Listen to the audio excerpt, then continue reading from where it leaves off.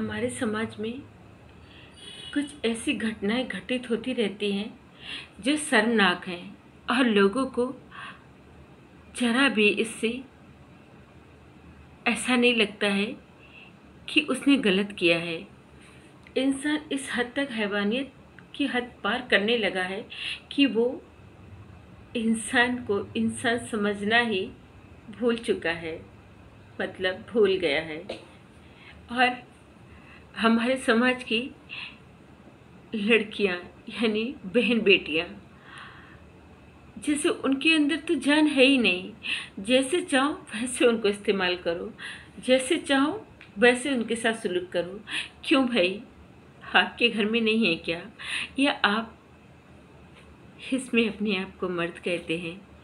इंसान गुनहगार होता है मगर इस हद तक कि दूसरे की लड़की की इज्जत को छोड़ो, उसकी तकलीफ तक की परवाह नहीं करता है और इतने खौफनाक कारनामे को अंजाम देता है और उसकी रूह तक कांपती नहीं है। तो मुझे लगता है ऐसे बंदे को वैसे ही सज़ा मिलनी चाहिए, उसकी रूह कांप जाए और वो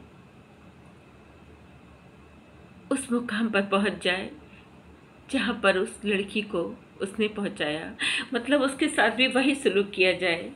उसी पर मैंने कुछ लिखी है लाइनें। इंसाफ कभी मिलता क्यों नहीं, बेगुनाह बेटी को सजा मिलती है जब। तो गुनहगारों के लिए सोचना क्यों है? जिस कदर मारा है दरिंदों ने उस मासूम को, कोई उस दरिंदे को वैसे ही तड़पाता क्यों नहीं? किया है जो कर्म कांड उसने, उस कांड तक उसको पहुंचाते क्यों नहीं? दर्द के बदले दर्द, जख्म के बदले जख्म, दर्द के बदले दर्द, जख्म के बदले जख्म देते क्यों नहीं? क्यों सियासत करते हो उसकी सरसैया पर? उसको तो बस इंसाफ चाहिए, इंसाफ उसको दिलाते क्यों नहीं? इंसाफ उसको दिलाते क्यों नहीं?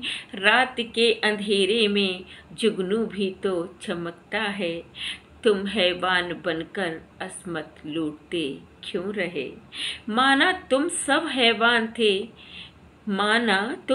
हैवान थे, उनमें से तुम कोई एक जुगनू बन नहीं सकते थे, जो तुम उसको बचा नहीं सकते थे।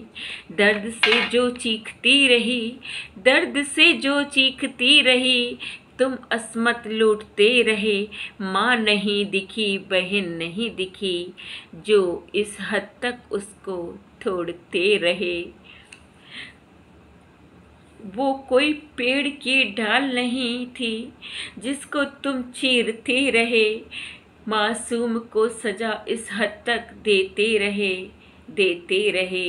जी करता है हस्ल मैं भी करूं आकर तेरा भी ऐसा, ना किसी सियासत की परवाह करूं, ना किसी सियासत की फिर परवाह करती फिरूं, मारूं और बस तुझको मारती रहूं।